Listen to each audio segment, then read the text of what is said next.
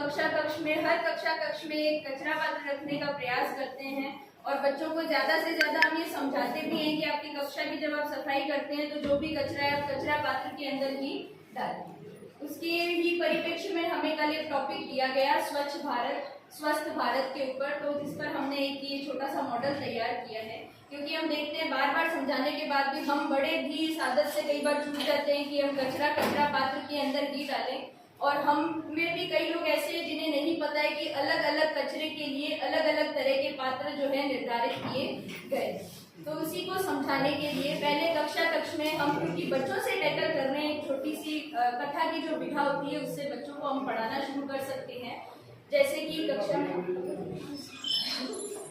में हम लोग बच्चों को कहानी सुना सकते हैं कि छोटे बच्चे हमारे सामने बैठे हैं तो हम बताते हैं कि बच्चों ये बच्चा है सोनू।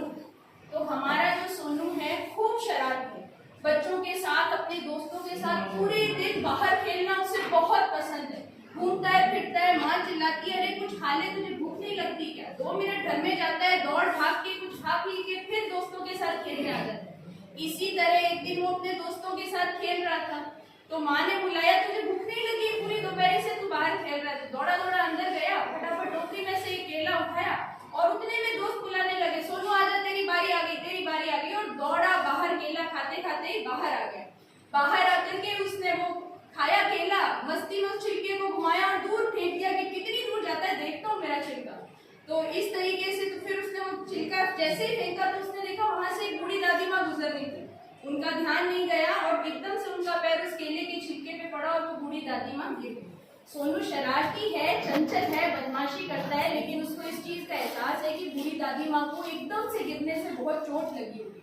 तो वो भी उदास होकर बिल्कुल घर में चला गया और उसने अपनी माँ को बताया कि आज इसके कारण एक बूढ़ी दादी माँ गिर गई। तो माँ ने उसे समझाया कि इसीलिए स्कूल में भी और घर पे भी उसे बार बार ये समझाया जाता है कि कचरा हमेशा कचरा पात्र में ही डालना चाहिए। फिर ऐसा संजोग हुआ जब वो अगले दिन विद्यालय पहुंचा तो शिक्षक भी कक्षा में यही बता रहे थे। तो फिर हम बच्चों को आगे बताते हैं कि बच्चों हम सब जानते हैं, हम स्कूल में फल भी खाते हैं, हमारे स्कूल में कागज का, पेंसिल का, हर तरह का कचरा भी होता है।